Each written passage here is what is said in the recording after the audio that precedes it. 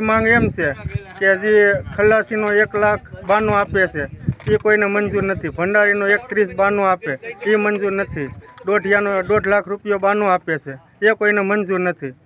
માછીમારોના હક અધિકારની લડાઈ દાંડી ગામે સભા યોજાઈ। આજરોજ જૂના તાલુકાના દરિયા કિનારે આવેલા બંદરો સૈયદ રાજપરા, નવા બંદર, ખડા, સેંજલિયા, સીમર, કાળાપણ, ખાણ વગેરે ગામોમાંથી દરિયાઈ સમુદ્રમાં માછીમારી કરવા જતા બોટના ખલાસીઓ ટંડેલ મોટી સંખ્યામાં ઉપસ્થિત રહ્યા હતા।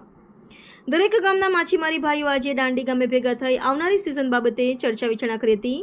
બોટ માલિકો શેઠિયાઓના નીતિ નિયમો અનુસાર માછીમારી કરતા ખલાસીભાઈને મંજૂર ના હોય તે બાબતે ખલાસીઓ આજ રોજ દાંડી મુકામે પહોંચ્યા હતા। 8 મહિનાની સિઝનનો પગાર અને બાકીના તહેવારોની રજાઓ બાબતે માછીમારી કરતા ખલાસીભાઈએ આજે બોટ માલિકો શેઠિયાની સામે નારાજગી વ્યક્ત કરી હતી। ગરીબ મજૂર માણસના હક અધિકારની લડાઈ સામાન્ય માણસ દરિયાની અંદર માછીમારી કરી પોતાના પરિવારનું ગુજરાન ચલાવે છે, ત્યારે આવી મોંઘવારીમાં જીવના જોખમે દરિયાનો ધંધો માછીમાર ભાઈઓને કરવો પડે છે। રિપોર્ટર વિજય સોલંકી, દીવ મિરર ન્યૂઝ, ઉના।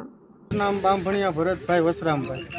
આજનો કાર્યક્રમ શું હતો? આજનો કાર્યક્રમ એમ હતો કે આ ચાલુ સિઝનમાં શેઠિયા લોકોએ મિટિંગ કરેલી હતી, એમાં એવું બધું લખ્યું કે ખલાસીનો, ભંડારીનો અને પગાર જે શેઠિયા લોકો કહેશે એ દેવાનો રહેશે અને બાનો જે શેઠિયા લોકો આપશે એ દેવાનો રહેશે, એટલે આ મિટિંગ એ માટે રાખેલી છે। તમારા ખલાસીઓને શું માંગ છે? અમારી માંગ એમ છે કે જે ખલાસીનો 1,92,000 આપે છે એ કોઈને મંજૂર નથી, ભંડારીનો 31,92 આપે એ મંજૂર નથી, દોઢિયાનો 1.5 લાખ રૂપિયા બાનું આપે છે એ કોઈને મંજૂર નથી। હવે પછીને તમારી શું માંગ છે? હવે પછીની એવી માંગ છે કે આ સિઝનમાં કંઈ અકસ્માત થાય ખલાસીને કે કોઈ પણને એની 60 દોઢિયાને દોઢિયાને અડધો ખર્ચો દેવાનો, તો એ કોઈને મંજૂર નથી। કોને મંજૂર નથી? 60 દોઢિયાને દોઢિયાને। બરાબર છે।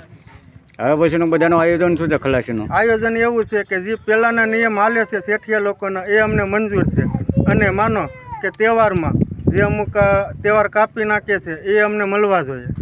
બીજું કે આ 7મ 8મ કરીને બધીને જવાનો બધીએ નિર્ણય રાખ્યો છે।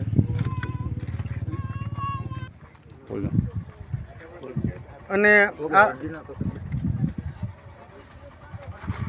2023 પહેલાંના 2024ના જે નિયમ હાલે છે એ અમને મંજૂર છે, બાકી હવેના જે નિયમ શેઠિયા લોકોએ જે કર્યા છે એમને કોઈને મંજૂર નથી, એ માટેની આ મિટિંગ રાખેલી હતી।